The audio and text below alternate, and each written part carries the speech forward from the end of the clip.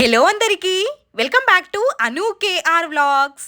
Chicken మటన్తో పోటీ పడే మిల్ మేకర్ కర్రీ రెసిపీని చూపించబోతున్నాను. ముందుగా మిల్ మేకర్లని లైట్గా వేయింపుకొని చల్ల వాటర్లో వేసుకొని మెత్తగా అయ్యేంత వరకు ఉంచుకొని పక్కన తీసుకున్నాను.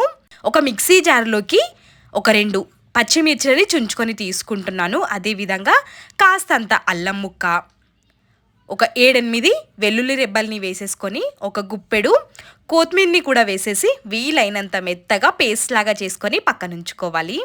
ఇదే మిక్సీ జార్లోకి ఎండు కొబ్బరిని కాస్త ఫ్రై చేసుకొని తీసుకుంటున్నాను. ఒక 2 ఆనియన్స్ని కూడా సన్నగా కట్ చేసేసుకొని ఫ్రై చేసుకొని తీసుకుంటున్నాను. 4 కాజులని కూడా యాడ్ చేసేసుకొని ముందుగా మిక్సీ పట్టేసుకొని కొద్దిగా వాటర్ని వేసుకుంటూ వీలైనంత మెత్తగా మిక్సీ పట్టుకోవాలి. ఈ పేస్ట్ని రెడీగా పక్కన ఉంచేసుకొని స్టవ్ పైకి ఒక గిన్నె నుంచేసి ఇందులోకి కర్రీకి సరిపడా ఆయిల్ వేసుకోవాలి. ఆయిల్ వేడిగా ఉన్నప్పుడు ముందుగా మిక్సీ పట్టుకొని తీసుకున్న పచ్చిమిర్చి, అల్లం వెల్లుల్లి పేస్ట్ని వేసుకోవాలి. అల్లం వెల్లుల్లి పేస్ట్ పచ్చి వాసన పోయేంత వరకు కలుపుకుంటూనే ఫ్రై చేసుకోవాలి. లో ఫ్లేమ్లో ఉంచుకోవాలి స్టవ్ అనేది. 1/2 టేబుల్ స్పూన్ వరకు పసుపు, 1 స్పూన్ వరకు మసాలా కారాన్ని యాడ్ చేసుకుంటున్నాను. 1 స్పూన్ వరకు నార్మల్ కారంని వేసుకుంటున్నాను. మంచిగా ఒక్కసారి మిక్స్ చేసేసుకొని రుచికి సరిపడ సాల్ట్ని ఇక్కడే వేసుకోవాలి.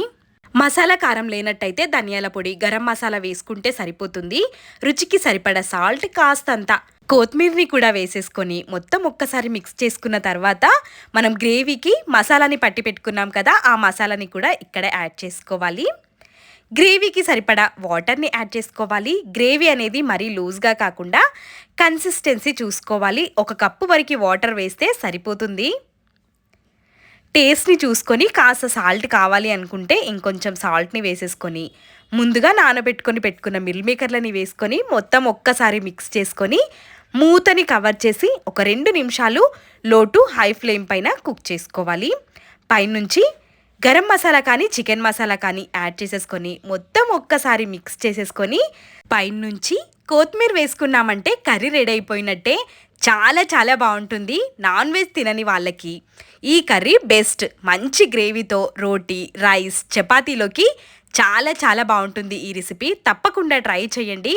వీడియో నచ్చితే please like, share and subscribe. Thanks for watching.